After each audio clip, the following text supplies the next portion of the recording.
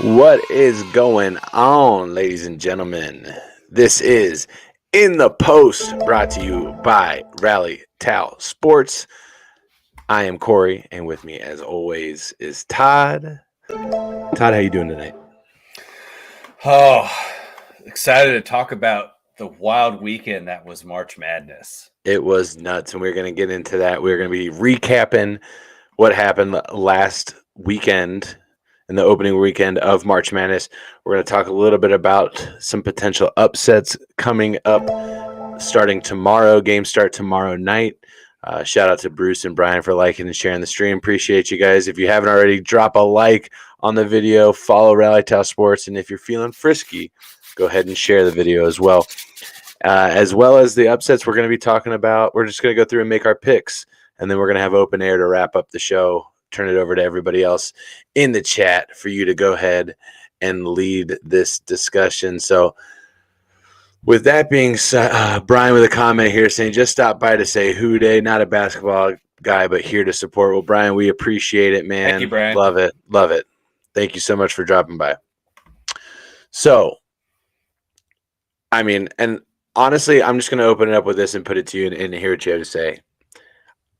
Probably one of my favorite opening weekends in March Madness history, at least in a very long time. Yeah, I think that this is the first time that we've seen honestly just how they've ranked these teams in March Madness. It's just incorrect, right? Like it's wrong. The ranking system is wrong. The way that these guys got seeded is bad, and we're seeing all these. We're calling them upsets, right? But North Carolina as an 8 seed, and then it's crazy that they beat Baylor. That is an upset. But them being an 8 seed is just wrong. They were the hottest team in college basketball going into this tournament, and they're continuing that hot streak. Yeah. And then on the flip side of that, you have a team like Ohio State as a 7 seed when going into the tournament, they were one of the coldest teams in college basketball of a Power 5. So it's I think we're seeing number one, how the transfer portal has completely transitioned college basketball into a whole entire beast that we haven't seen before. And the second part being that we're seeing coaching win games. And I'll elaborate on that a little bit later, but coaching is winning games in the tournament. And it's been a while since we've seen that. Yeah, and you mentioned, the seeding. I think there's been a lot of discussion about the seeding in this tournament, particularly when you look at how Tennessee was seeded going into this tournament. I think there's a lot of beef with, I think a legitimate beef that Tennessee had with where they were placed and how they were playing. But you do have to understand that, and I know you do, but just you as in the general public here, but it's obviously the body of work. And we can't ignore the fact that, yeah, Carolina was one of the hottest teams coming into the tournament. Nobody can doubt that. It's showing right now. That said, at the beginning of the season, Carolina played like dog shit. They were absolutely terrible. They were one of the worst teams in the ACC. And you're like, oh my God, is Duke and North Carolina going to miss the tournament this year at the start of the season? But obviously, it hasn't shaken out that way with both the teams playing really well, both coming off big wins. Both have very big matchups coming up in next week and this weekend, and we will get into that here in just a little bit. But I'm curious. First, I got to say, Ryan jumping in the chat saying, oh, hey. So, hey, Ryan, thanks for dropping by, buddy. And F Tennessee, which I'm sure he's just sad. But I think me and Ryan felt a similar saltiness over this weekend. I think yours was a little bit more salty, but you got to take some solace knowing that St. Peter's, who beat Kentucky, your team, in the opening round, has now eliminated Murray State and is moving on to the Sweet 16, where they will take on probably the hottest player in college basketball in Purdue. Yeah. I mean, what is it? His name's is it Ivory? Is that his name, or Avery or something like that? I can't Emery, something like that. I can't remember his last name, but this kid is just Emery. Yeah, Emery. This kid is fucking electric. I actually hadn't followed much of Purdue going into the season, but now I'm watching this guy. I'm just like, oh my God, I'm watching every Purdue game now because he's the most exciting player in the tournament, in my opinion. Ivy. Yeah. one of the most exciting players in the tournament.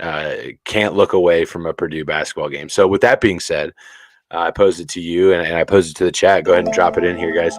What was your favorite game from this opening weekend, whether it be the opening round or the round of 32? Bobby, thank you for dropping in, man. Good to see you. Yeah, what was your favorite game? So I think I it's hard for me to pick one. There's so many. Number one, if you're not talking about the North Carolina Baylor game, you're absolutely out of your fucking mind. That game was electric, and I think a lot of people can say that they watch March Madness and it's on in the background. I never took my eyes off the TV for that whole entire game. Right. Because number one, the way that North Carolina handled Baylor in the first half and really up until there was 12 minutes left in the second half, that's some of the best college basketball I watched all year. Mm-hmm. The way North Carolina was able to move the ball, Brady Manick coming out and knocking down like 5 threes in a row coming out of the second half, hotter than he was in the first half. That game was insane. And then, of course, you see Brady Manick get ejected for a flagrant 2. And it just felt like all of the Tar Heel air escaped. And then Baylor, Texas just entered the chat, and it completely changed. And Baylor just everything started falling. Obviously, with that game being played in, I believe, Fort Worth, if I'm not mistaken, a lot of Baylor Bears in the crowd. Yeah, and you saw every shot that they were taking was going in. They had 4 and 1s in that 24-point turnaround. It just completely changed. And then the only thing that you saw, or I think the reason that Baylor loses that game, is because there was 56 fucking fouls called in that game or something outrageous. And they had 3 or 4 guys foul out before there were 3 minutes left in the second half. And they just lost their depth and they got tired. And North Carolina fortunately only had 1 guy get ejected and a forward I thought that was and that was really where the momentum changed for sure. Is when he was ejected. It was a flagrant 1, and he was taken out of the game. A little bit much, but I think it was the right call at the end of the day. And Baylor just took hold of it. They took hold of it, and they were running away and being Baylor, right? So that you can't really look away from that one. A couple of comments coming in. 2 of the sexiest men in all of sports podcast, courtesy of Bobby. So thank you. Thank you. Thanks, Bob. Ryan with a comment. So I entered a random 16-person draft of the last 16 teams, and I got Purdue. Winner takes all. So that's, not a bad team to have, to be honest. No. I thought they were the best team in the Big Ten. Obviously Iowa won the Big Ten tournament, upsetting Purdue to head into the tournament and lose. But I think Purdue was probably the best. Did they win? Purdue won regular season, didn't they? Or did they split it with Wisconsin? Is that how that shook out? I believe it was a split in the Big Ten between Wisconsin and Purdue. Bobby with a comment said, I think St. Peter's taking down UK took the cake for me. That I know that one hurts, but that was a massive game. And honestly, the fact that they followed it up with another win over Murray State is huge. Let's talk about St. Peter's because I think that I'll get back to my original point. Coaching has won them 2 games. Right. Shaheen has won them 2 games. John Calipari got completely outcoached in that game. And I talked about it a little bit last night. But he slowed Kentucky down. And once that team slows down and they have to run a real legitimate offense to try to get people open, it's like watching YMCA basketball. Nobody knows how to move without the ball. It's true. It is historical in the John Calipari Kentucky era. There is no set off that even when they won the national championship, they weren't running an offense. They just had Karl Anthony Towns, and he was leaps and bounds the best athlete in college basketball. And at that point in time, athletes won championships. And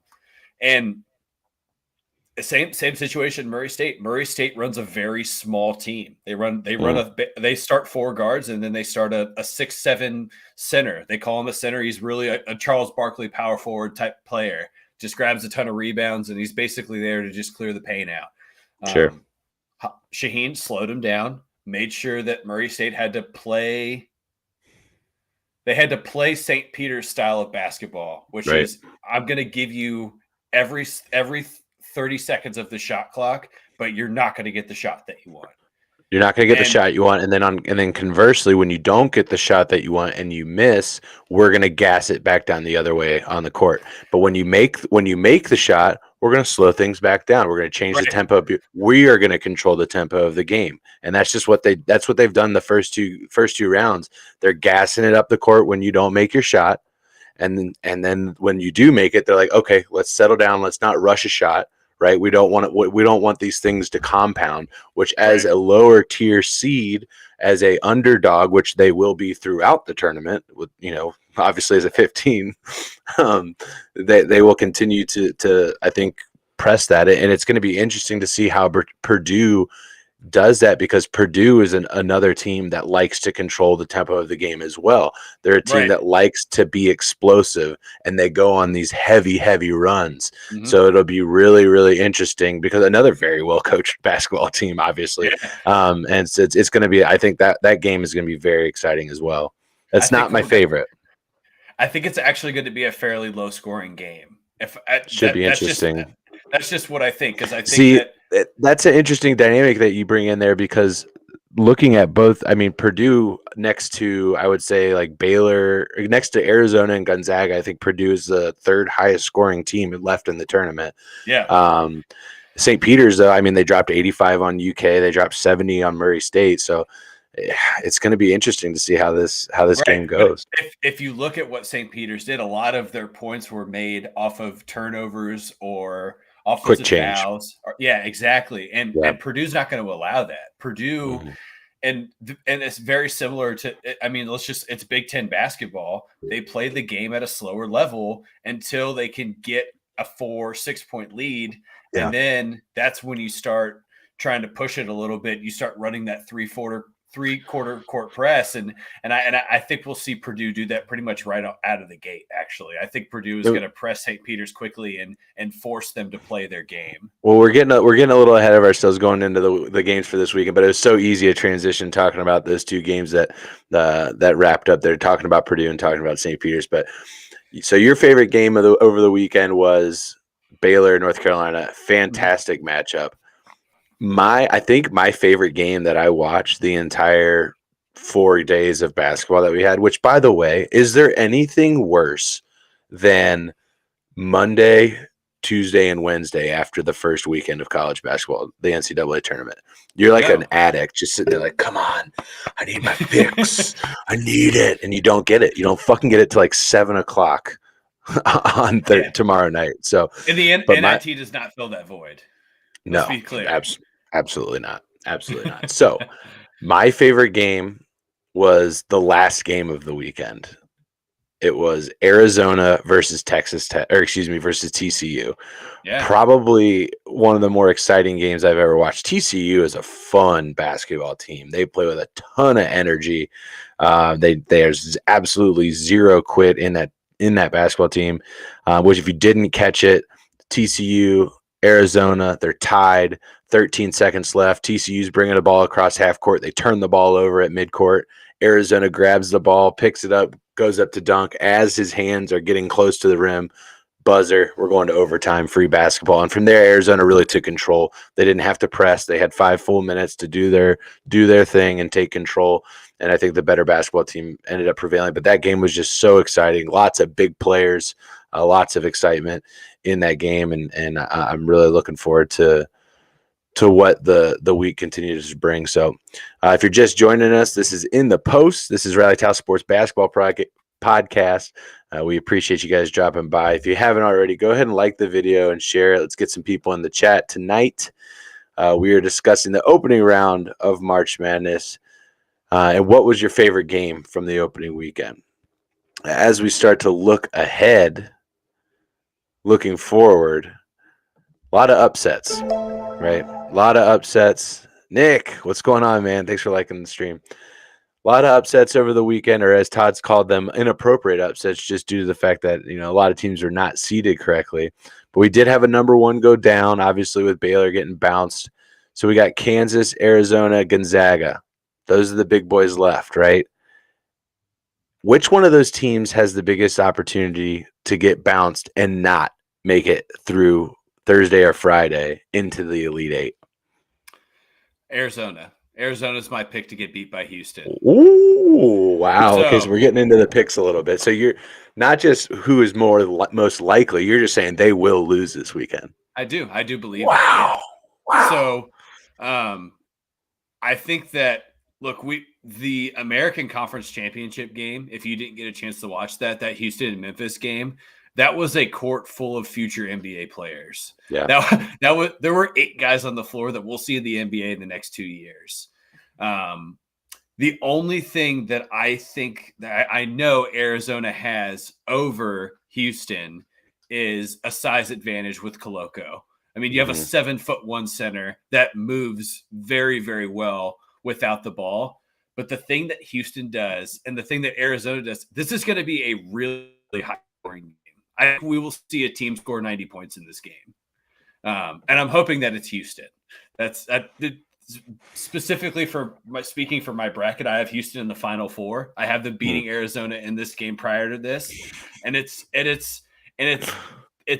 based on the Houston plays. Kelvin Sampson forces Houston to play NBA basketball, and what I mean by that is that there is not anybody on the floor for Houston that can't take over a game, can't take score, you on a run. Yeah. And Houston does it. They've done that very, very well since Sampson's been there the last 3 years. Houston has been a very, very high scoring team. He's recruited the guys to play that style of basketball. And I just don't know if Arizona can consistently score as much as Houston is going to be able to score. And that's why I have Houston. Again, I have Houston in my Final Four. I think that this is we'll call this an upset, but again, I think Houston is a team that was seeded incorrectly based on what I don't think they're number one, though. I don't think. No, I think that they should have been a 3 seed. That's where I had them when I was kind of making my bracket for this tournament. As I had them in the 3 slot, and then seeing them in 5, it made it even better for them because their road, their road only goes through Arizona now. Then I think that that's a team I for sure think. And if you look at the matchup predictor and you're looking at odds, Houston is the favorite in this game.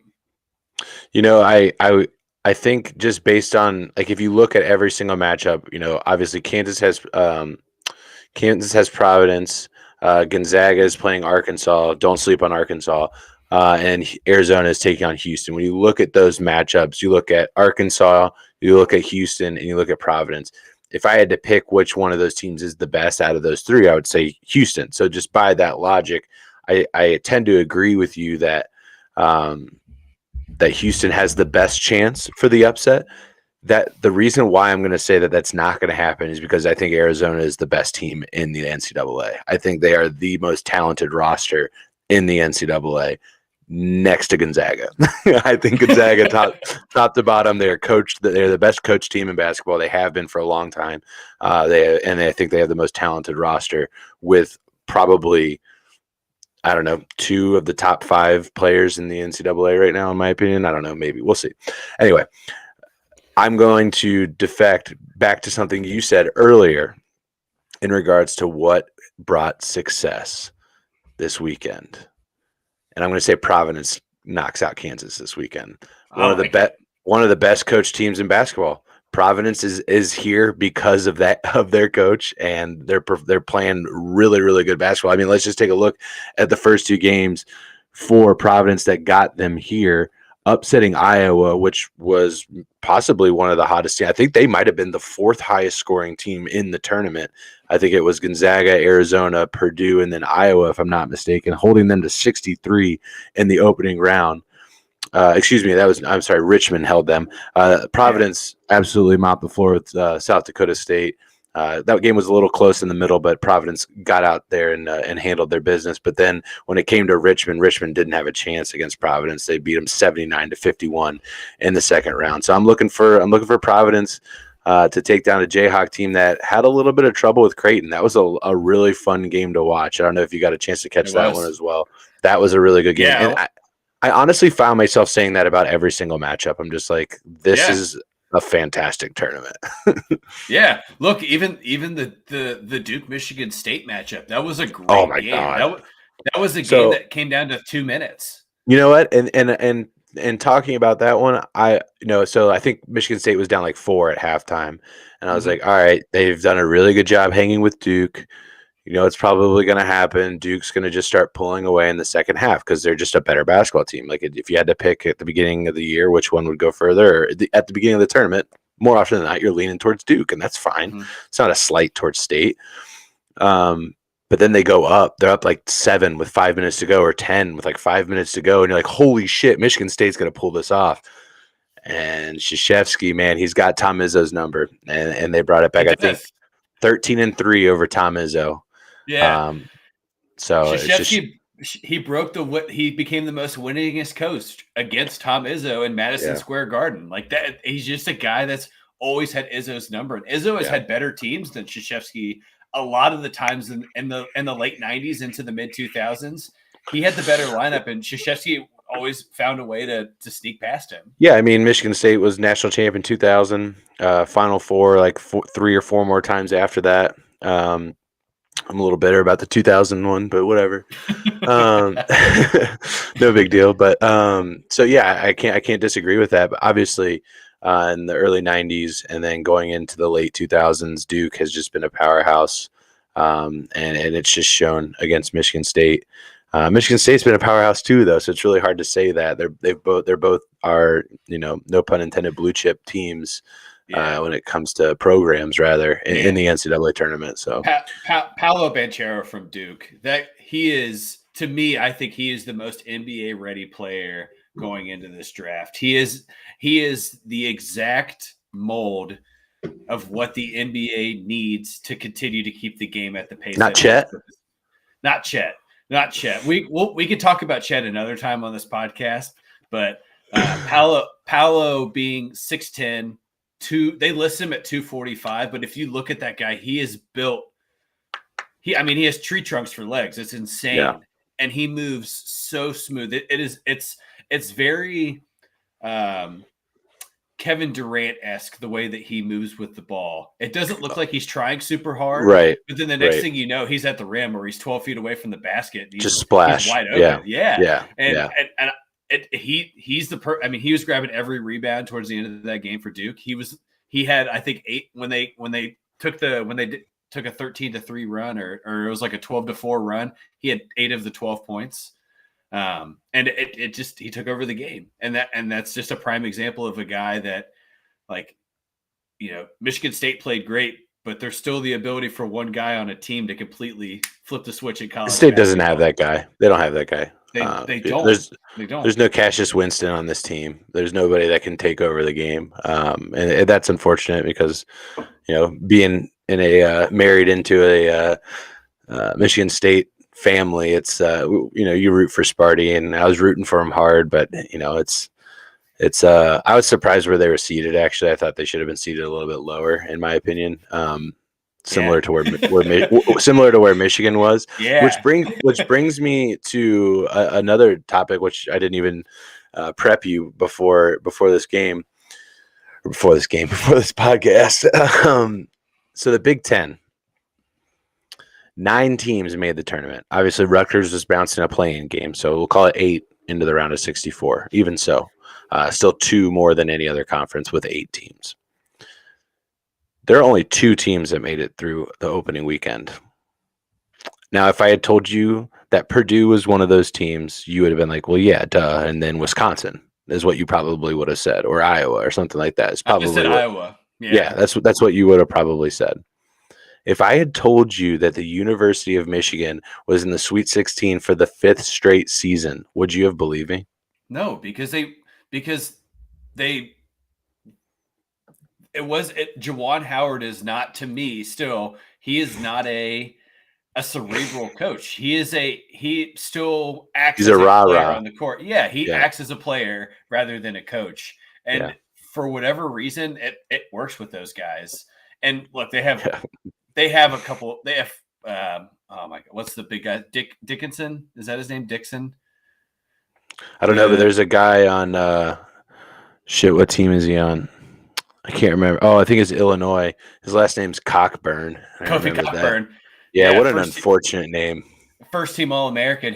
It's going to be less unfortunate for him when he signs that NBA contract in a couple of months because he'll be a top 10 pick. But just change your name, man. Michigan. Nobody's buying that jersey. I'm just saying, nobody's buying that jersey. Well, there are. It's the 13-year-old kid that somehow coerces his grandma into buying that jersey for him. Buy me a Cockburn jersey, Grandma. Right, he's walking around school with a big old cock on his back. Look, I think that no, Michigan, not in a million years would I have ever thought Michigan was going to get past Tennessee, just in general. Yeah. Right. That's a complete mismatch into Tennessee's favor. And somehow, Ted, thanks for liking the video, man. I have no idea how, but Michigan just out-tempoed the hell out of Tennessee. Ted, share in the video. Good evening, sir. Appreciate you dropping by.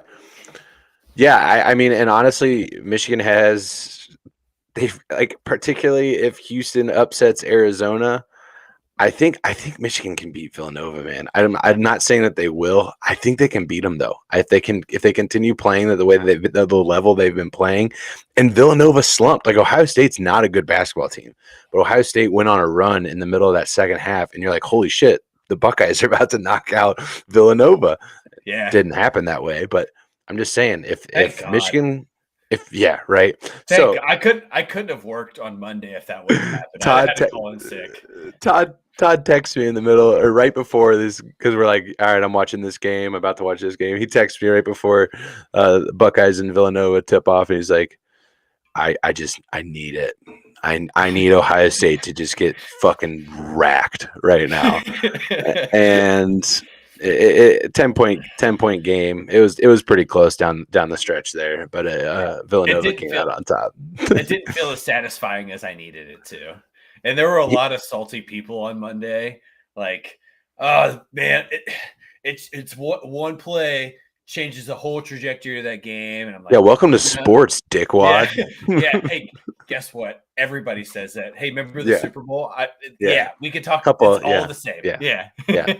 Moving on. So getting into, I want to talk about one more team that performed exceptionally well. And they are the in the post stamp of they back. They get the they back stamp of approval, and that is none other than the Texas Tech motherfucking Red Raiders. They are back. They have consistently over the last 4 or 5 years been one of the best defensive teams in basketball. They play slow, they chew the clock, they frustrate people consistently. And guess what? Notre Dame, an 11 seed, they didn't take down Duke or anything like that. They only let up 53 points against Notre Dame. 53. That is amazing. It's amazing. It's just what they do. And that's how they got to the Final Four a couple years ago.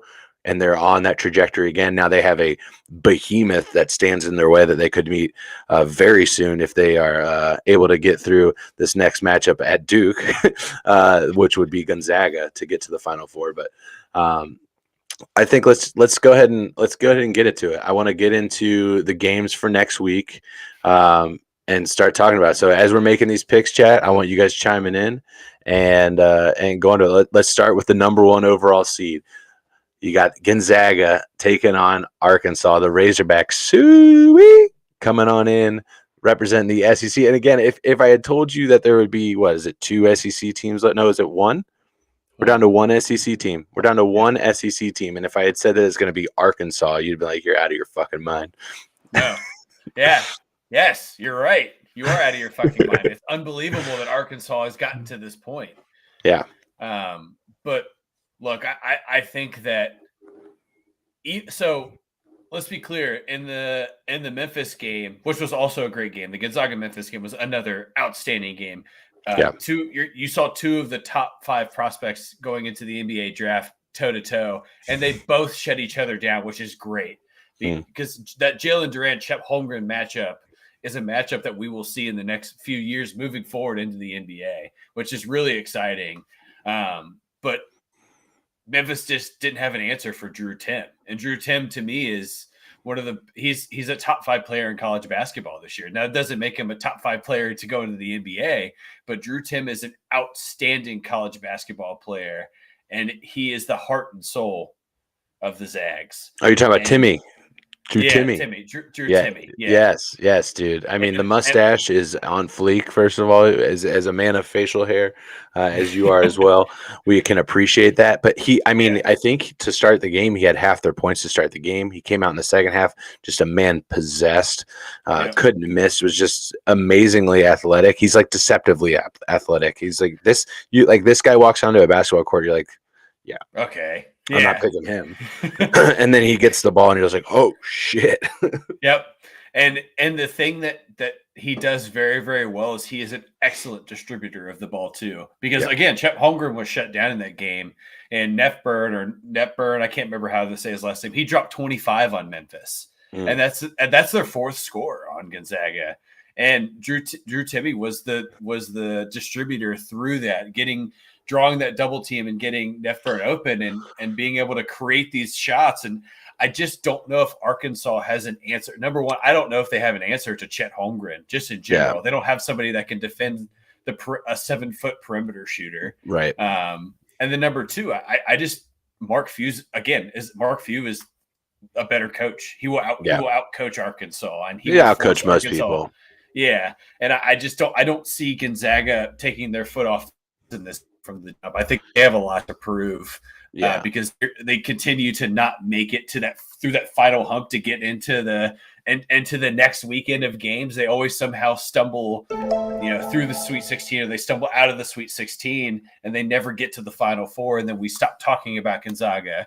And I think this is their year to prove it. This is their real opportunity to get to the Final Four and even to play in the national championship. I think they could easily win the whole thing this year. You're crazy if you don't think that. It just takes them not performing. Josh, appreciate you stopping by and liking the video, buddy. It's good to see you. We're going to have plenty to talk about for your Indianapolis Colts on Thursday tomorrow when we air Line to Gain, our football podcast. So be sure to check that out tomorrow night. So, for Gonzaga, Arkansas, try and keep it brief. Look, Arkansas has not sniffed the pedigree that they are going to be facing. I believe it is tomorrow. I think they play at 7. I think they're the first game, if I'm not mistaken. The first game. Yeah, Gonzaga, Arkansas is tomorrow at 7:09 Eastern. And Gonzaga put up, I think it was like 53 points. Arkansas put up 53 points against New Mexico State last weekend. That's not going to cut it. I don't think they can. I don't think they can hang with Gonzaga. And they put up 70 plus against Vermont. Vermont ain't fucking Gonzaga, guys. So I'm very confident. And Vermont wants you to score. Vermont's game is for you to go toe to toe with them. And look, it took Arkansas until there were 11 minutes left in the second half to take over that Vermont game too. Vermont had the lead for most of the first half. So yeah. I had that. Actually, I even had that picked as an upset. I thought Vermont was going to beat Arkansas. I really did. So looking at going on to the next game on the schedule, we're going to bounce around the bracket here. So try and keep up with us. We have one of the final 2 Big Ten teams remaining, Michigan, taking on the number 2 seed Villanova. Villanova with 2 national championships in the last 5 years. Michigan with 5 straight Sweet 16. I believe it's 2. Is it 2 Final Fours in the last 4 years? Something like along those lines. That sounds right. So, hot programs facing off. Obviously, Michigan is a very, very hot basketball team right now, riding a lot of momentum, taking on just a very. Look, one of those coaches is in the Hall of Fame, and it ain't Juwan. Yeah. So we got Villanova. With that said, we got Villanova and Michigan. Is this where the road ends for the Wolverines? Yes, I do believe so. I think that, look, Hunter Dickinson is a great talent in Michigan. I love seeing a 7-foot guy that can shoot threes, but also bang on the boards and get his in the paint. But Villanova they just play better. Jay Wright is such a good coach, and Connor Gillespie is such a great athlete.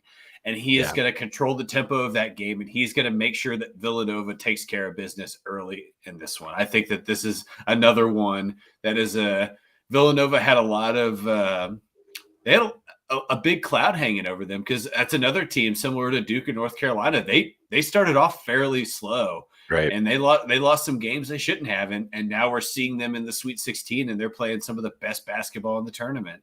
And I think that they take care of business pretty quickly in this one. Should be an interesting matchup nonetheless. Next on the slate to wrap up the the second to last game of the first day. Just talked about both these teams. We got Texas Tech taking on Duke. Is this the last hurrah for Coach K? Yes, I do believe so. I think that I wish we disagreed more so far, because I'm right there with you. I think we just talked about the reason why, in my opinion.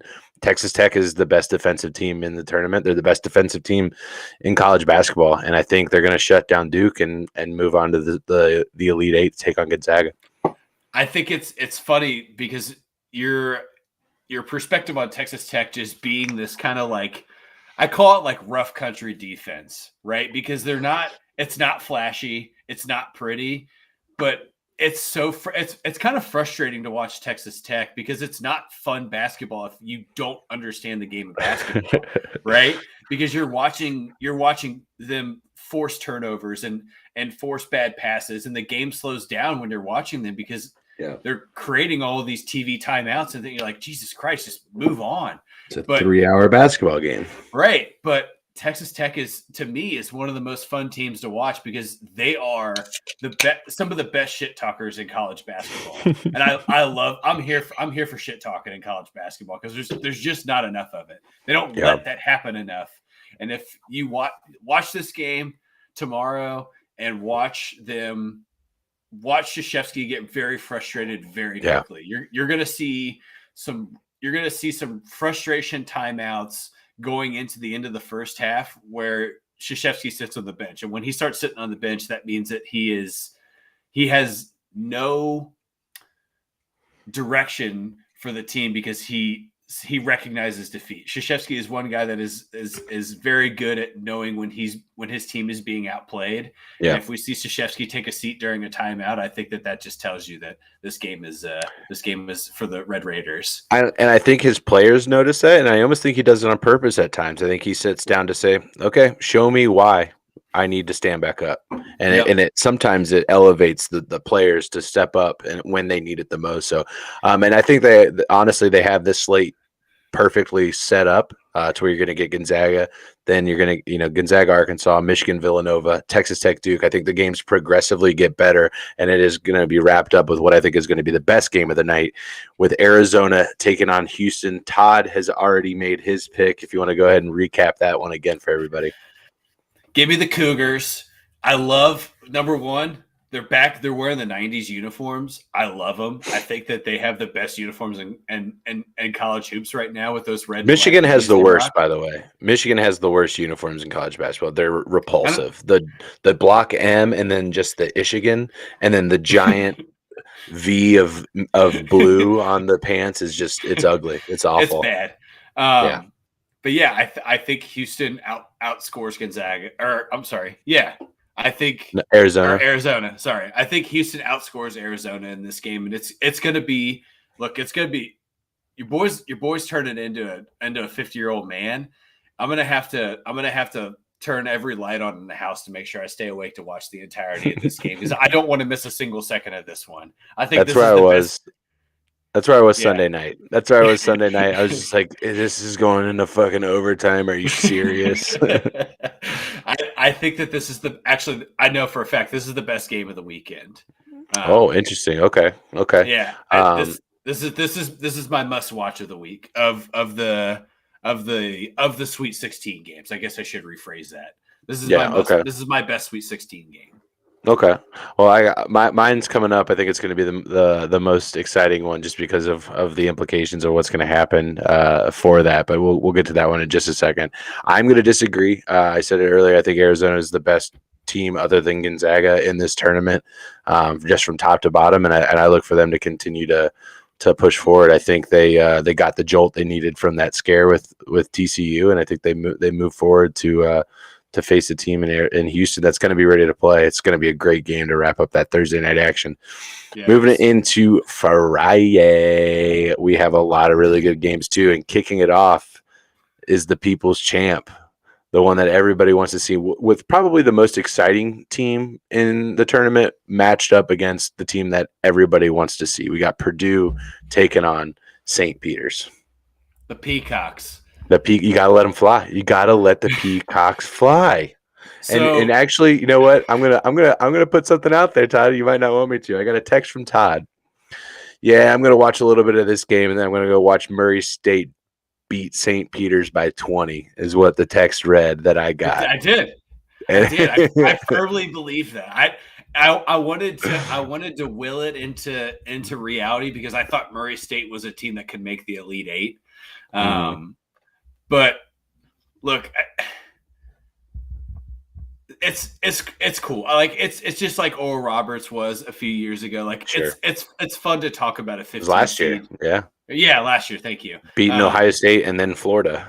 Yeah, and it's fun seeing teams have the love story through March Madness. It's what it makes March Madness what it is, right? There's always one. And, last night somebody came into our chat during our podcast, and he said, "My high school has more students than St. Peter's does." Wow. And I laughed at it in the moment, but I reflected on it a little bit today, and I just like, how fucking cool is it for this college to be on this platform right now? It's amazing, right? It's amazing. Yeah. I saw a piece that said the cheerleading team couldn't afford to get out there, so NBC and Peacock fronted the bill, got a bus, and they drove them from Jersey City, New Jersey to Indianapolis so they can make the round of 32 game. Because of the ad revenue that St. Peter's has generated, over $60 million for them being in the tournament. People are saying they're watching because of St. Peter's. They have given every single student at St. Peter's a 1-year subscription to Peacock. Oh, I was hoping you were going to say they paid everybody's tuition for a year. Well, let's be real here. Come on. No, I number one, again, I'm going to go for a little bit of aesthetic. Those pullovers that the coaching staff for St. Peter's are wearing, I want one. So my birthday was this past weekend, but if anybody at all, Father's Day is coming up. Yeah, if anybody at all, I'll give you my address off chat or off the stream. Like, I would love one. I'm an XL, sometimes a double XL if it's running a little slim fit. But yeah, just hook it up. Yeah, St. Peter's, hook it up. Yeah, we'll get it. We'll get it on in the post. Shaheen Holloway, if you're watching this right now, hook it up. Let's talk. But do it. I say that, but then the thing that's going to happen is that you're going to watch one of the I think the second hottest team in college basketball right now through this tournament is gonna lay the wood on St. Peter's. And I tend to agree on this one. Purdue is. I mean, how do you stop? Was it Edey? Ivy?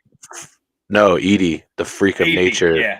Yeah, that Frankenstein looking motherfucker. Yeah, I mean, yeah, he's just huge. He's a huge monstrosity. So yeah, I think we both agree Purdue's going to move on from this one. And following that matchup, we've got my upset of the week: Kansas taking on Providence. Do you think the Friars continue the work of Christ and move to the Elite Eight through the Jayhawks?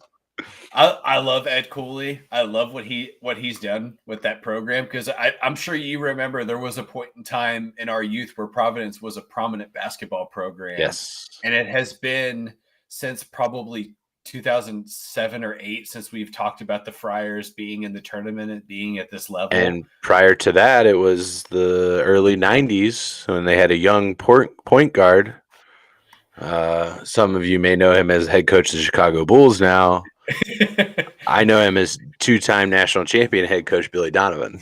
Yeah. I love that. I love watching them because they were. Did you watch them play Richmond? Yes.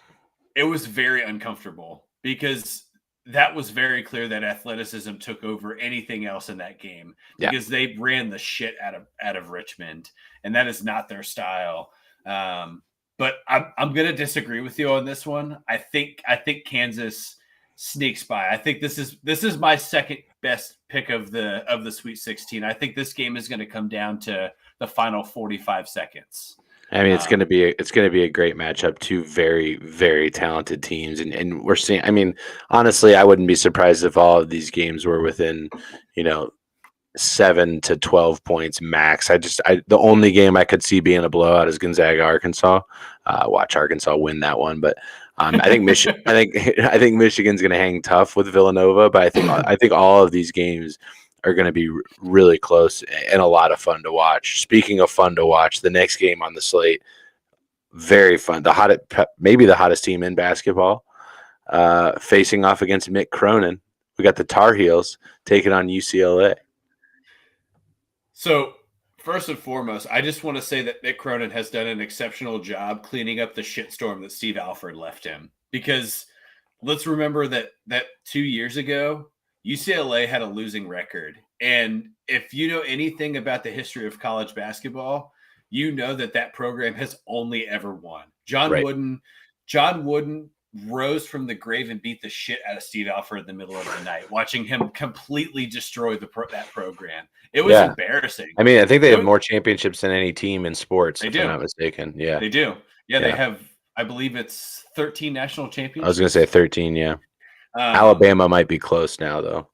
Yeah, so the fact that Mick Cronin has taken that was a shitty job for him to take, and he got a lot of flack from UC fans about going out to the West Coast and taking this job, but he just got one of the biggest contract extensions in the history of college basketball, and if they make it to the Final Four, there's a good chance that if they continue to play well, he gets a lifetime contract with UCLA, and he's taking care of for forever, right? Yeah. Like that's how important Mick Cronin has been, because Mick Cronin is an excellent recruiter. He's the reason why he's the reason why UC was on the map for so long when they shouldn't have been. It is Mick Cronin. He understands how to connect to the city that he plays in, and he gets the best talent from the region. And let's not forget that he is in the best state for high school basketball. The best, yeah. I mean, he's literally walking out to his apple orchard and picking fresh Honeycrisp apples and just saying, "Yeah, I'll have that." Yes. Do you want to come to the most beautiful campus in the country? You do? Right. You do. We have our facilities are the greatest as well, by the way. Right. So you want to come? You want to come? Okay. By the way, you're going to be in LA, and now you get paid. Yeah, now we're going to give you money. Yeah, we don't have to hide it. Yeah, you don't have to tuck that chain under your shirt. Flaunt that shit. Let's go, Tehran. Right. Let's go. Let's get this shit going. Yeah, I mean it's fantastic. So who do you got? Are they going to win it? So I actually don't think so. I think that North Carolina, what Hubie is doing with that talent, CJ Davis, Bradley Manick, CJ Davis took over for Manick's departure and did what he could to kind of control the tempo of the game. And now that swing is nuts. And Baylor was the better team in that matchup, and that's why that swing exists. But I think that North Carolina, barring that it isn't a shit show of fouls, right? That's going to be a big implication because Hubie Davis coaches aggressive basketball. And that's a big team that they have coming out of Chapel Hill. So it's going to be an aggressive game. But I think North Carolina wins it by 5. That's my guess. So yeah, I'm going opposite on this one. I'm taking UCLA. They're actually a dark horse for me to make it into the national championship game. And I think nobody's talking about them because of the way that they came out and started the tournament, almost choking on Akron to start the whole thing off. I think that Mick Cronin, if you know him, if you watch UC basketball, if you watch now UCLA basketball, quite possibly one of the more fiery sideline coaches that exist in the game. I would have loved to have been in that locker room after that Akron game when they beat Akron by like 4 or something like that. Yeah. Only putting up 57. I think it was like 57. Yeah, 57 to 53 was the final in there. They proceed to go out and beat St. Mary's by 16 points. Yeah, 56 to 72. 16 points. They didn't they didn't let up on that one. So they're coming out hot, and I think that they can continue to keep that momentum rolling. UNC had obviously we're talking about 4 days rest here, which is plenty in the world of basketball. But North Carolina that was a not just a physically demanding game, an emotionally demanding game that they had with Baylor, and there could be a little hangover there. So I got the Bruins taking this one and advancing to the Elite Eight. And the final matchup, my favorite matchup in the Sweet 16. Why? Because nobody had these motherfuckers here. And either way, we are going to get a double-digit seed in the Elite Eight. It is guaranteed. We got Miami, the U, taking on the Iowa State Cyclones. It's going to be so much fun. It's going to be so much fun. And these teams are playing loose. They're having fun. They're exciting to watch. And I just can't wait for this to be the final matchup of the Sweet 16. Number one, Cameron McGusty, great name. McGusty's a great last name for basketball. Very hockey name. Yeah. McGusty scores. Like it's just very hockey. I love it. I don't know if you caught any. What's up, Rob? Thanks for dropping by, buddy. The U Auburn game. Miami dominated. They took care of business. Dominated. Yep. Yeah. And Bobby and I watched the Iowa State-Wisconsin game, and very similar to Texas Tech, Iowa State plays very, very, very aggressive. I mean, it's almost like watching a 7-on-7 scrimmage. They held Wisconsin to 49 points. Yeah, and 49 felt like a lot because there were a lot of there were a lot of bad shots put up by Wisconsin. Prior to that, they held LSU to 54. Just put that in perspective. Wisconsin is probably the second or third best player in college basketball, and Josh Gray, first team AP All-American, preseason All-American, will be an end of season All-American. And they beat the shit out of him. By the end of that game, he was the only reason that game even got within 5. And every time he took the ball to the rack, he was on the floor. Every single time. They forced him to the free throw line. They forced him to get tired and do the thing that nobody seems to do anymore and make your free throws in the second half. And he didn't. And that's why they lost. And I think that Iowa State is going to take a very similar approach to Miami because Miami plays a very, like you said, it's a very loose, it's kind of like a run and gun. Let's get the ball up and down the floor. And it's not a worry about the shot clock. It's if I have the shot, I'm going to take it. I don't care if somebody's in my face. That's the way Miami plays. That's the way that they've historically played basketball. And for whatever reason this year, or in this tournament specifically, it's worked very, very well for them. But with that being said, I think the buck stops here for the U, and I think Iowa State makes it to the Elite Eight. Yeah, for the exact same reasons as to what you're saying Miami's been so good at, I think it leaves them susceptible to be vulnerable to failure. I think if it's not working, and when you face a defensively sound team such as Iowa State, I think it leaves you to be, if you're not successful in those running guns, if you're not successful in keeping the tempo, and Iowa State gets control of the game, which they love to do, and which they have done successfully in back-to-back games so far against teams that they had no business beating. I think Iowa State is going to be going up against in terms of recruiting, in terms of like talent, generally speaking, from top to bottom, both these teams are probably pretty equal. Like when you're talking about prospects coming out of high school into these programs, probably pulling from about the same range. Miami probably, just due to the fact they're in the ACC, they could probably pull a little bit more. They're in Florida, they could probably pull a little bit better. Nonetheless, Iowa State shuts them down, and unfortunately for Tommy Tox, our Bills Mafia guy, who's a huge U fan as well, he was getting pumped over the weekend as they advanced to the Sweet 16. I do think Iowa State pulls this one out as well, and we have, I believe, what is it, an 11 seed is Iowa State? Yeah. An 11 seed moving on into the Elite Eight, and if Providence can pull that off against Kansas, which I'm that's my upset. If they can pull that off against Kansas, that is going to be a very intriguing matchup. Providence, very athletic. Iowa State, very disciplined. That would be a very interesting matchup for a Final Four lead up. So I don't know if you're familiar with Iowa State's story, but 2 years ago they won 4 games. Yes. The whole year. Yes. And then they hired TJ Otzelberger after this past season. How long until he's the head coach of the University of Kentucky? Less than 5 years. He might be a Duke. He might be a Duke next year. No, I'm just kidding. They've already named a successor. Duke. So TJ Otzelberger, for those people that don't know, he is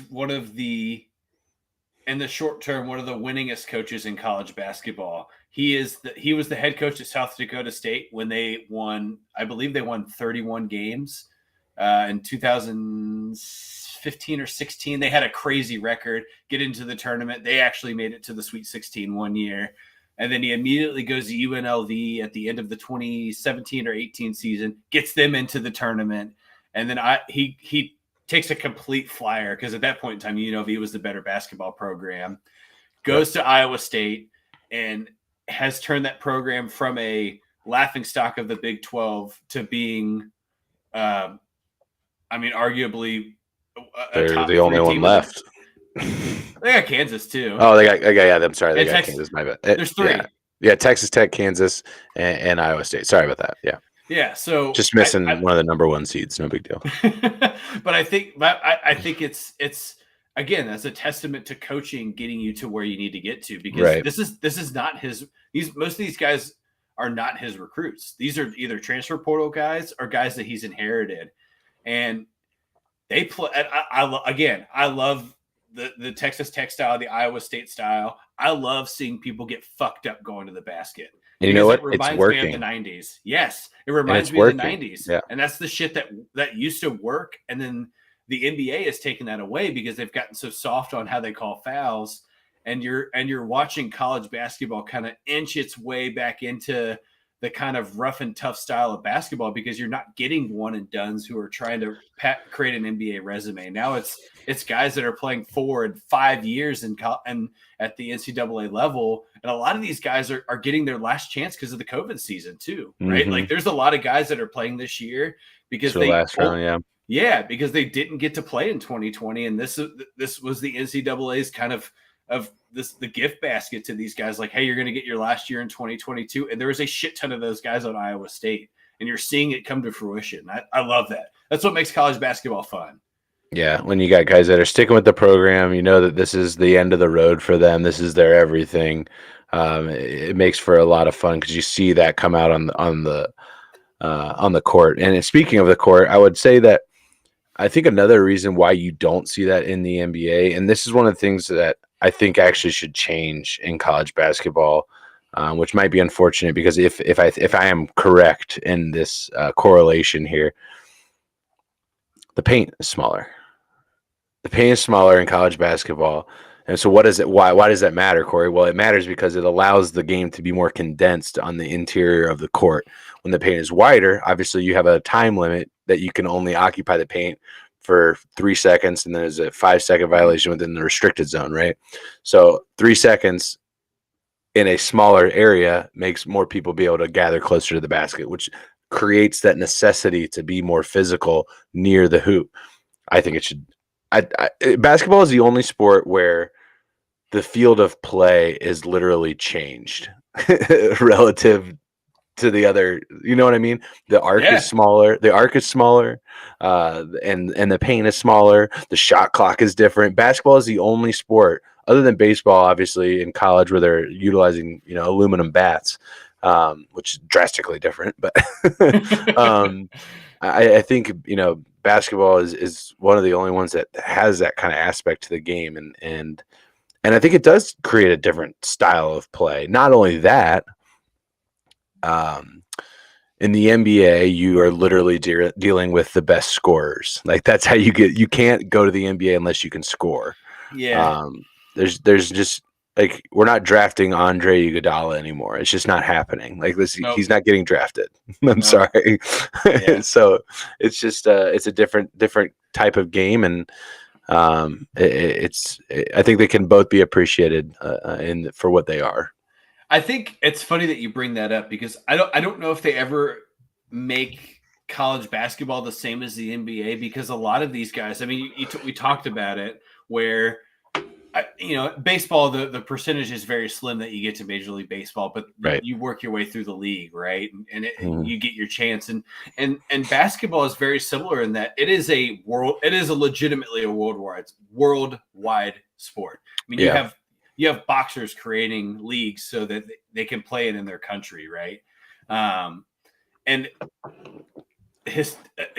universally, college basketball rules are applicable to Eurobasket and the Mexican Basketball League and I can't remember France, what. yeah. Yeah, so Lithuania, yeah, all these guys, yeah. So that's universal. So you really those guys that play well in college, because most of these guys, that's where they end up, right? They end up playing in for Tel Aviv, or they play in Eurobasket, because all the Barcelona and those cities, they have professional basketball teams too that people just don't even realize exist. FC Barcelona just isn't soccer; it is a whole organization of sports. Hold on, I just wanted to comment that you just said Barcelona.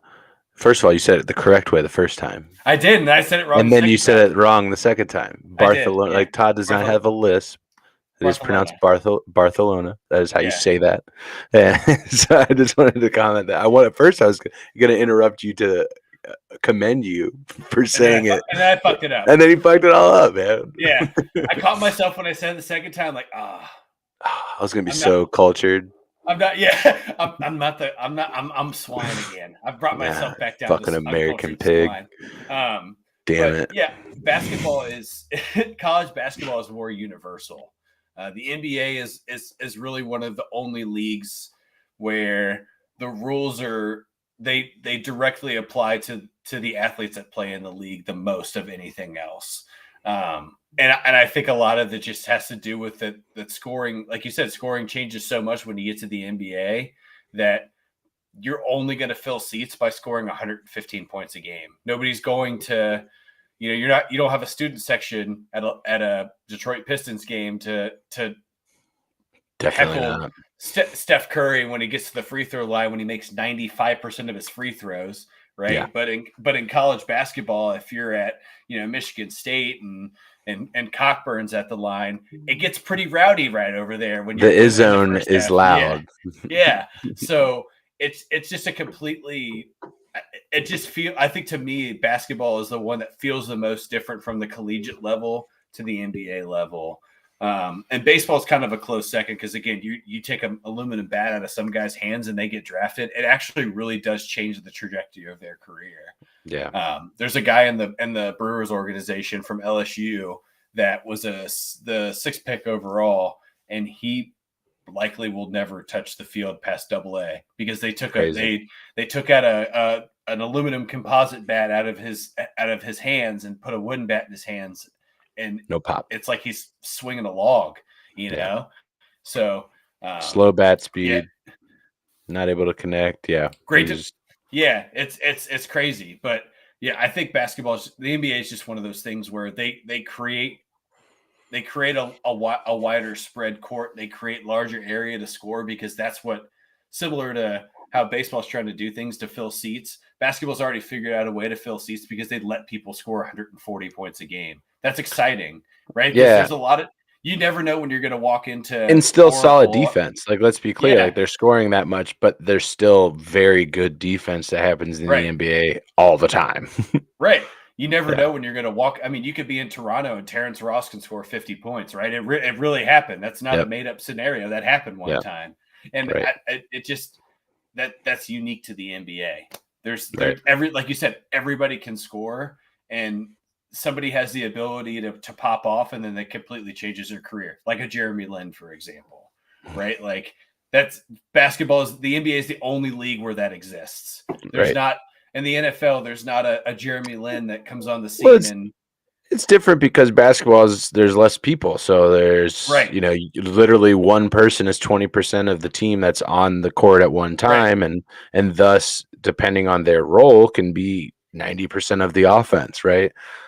So basketball is just one of those sports where one individual really can take over the entire trajectory. And who's it going to be this weekend tomorrow as we get into Sweet 16 matchups? We'll have to wait and see.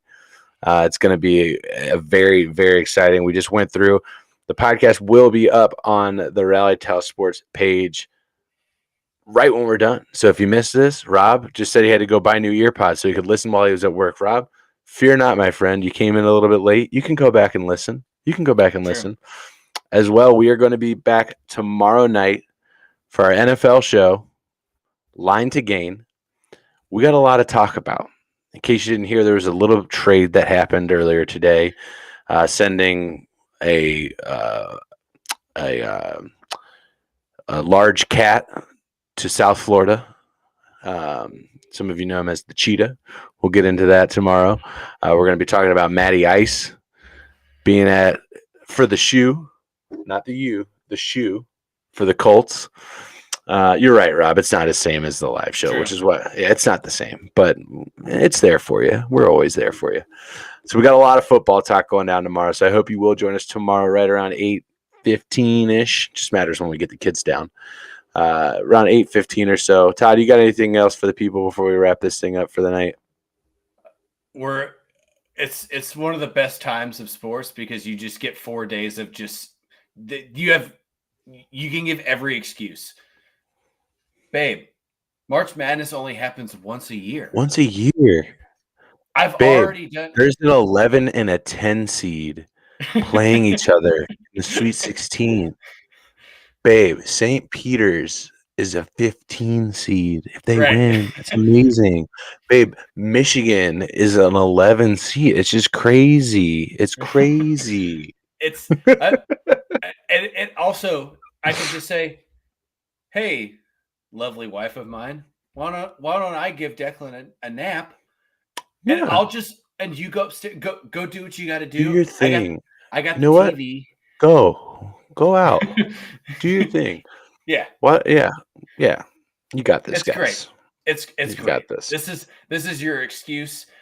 Enjoy your finest cold beverages or small pour beverages. I myself found a bottle of Angel's Envy bourbon over the weekend, which that does not happen often. I plan on putting a hurting on that over the weekend. Do it. Bet you won't. I bet you I will. But yeah, can't wait for the group chat. Yeah. Wait for the 9:30 games on Friday. That'll tell you everything you need to know. Perfect. Well, we'll hope to see you guys tomorrow night for Line to Gain, right around 8:15, 8:30, sometime in that zone. Just put the notifications on. Follow Rally Towel Sports. We are also on YouTube. Go ahead and subscribe. Turn on the notifications. That way you do not miss when we go live. Rob, looking at you. But we appreciate you guys. Thank you so much. And that is a wrap for us here on In the Post. We'll see you next time.